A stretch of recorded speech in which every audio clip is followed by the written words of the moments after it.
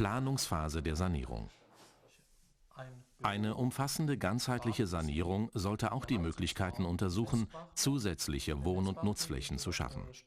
Im Rahmen dieser Sanierung sollen im Untergeschoss ein Büro, ein Besprechungsraum, ein WC und eine Messwarte für Demonstrations- und Forschungszwecke eingerichtet werden. Das Dachgeschoss ist zum größten Teil nicht ausgebaut. Mit dem Ausbau des Dach- und Kehlbalkengeschosses wird im Haus eine zusätzliche Wohnung geschaffen. Eine Spindeltreppe verbindet das Dach- und Kehlbalkengeschoss miteinander.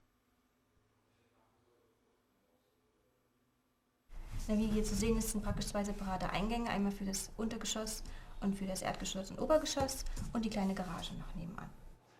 Die zusätzlich geplanten Wohn- und Nutzflächen bedingen auch eine Veränderung der Außenfassade.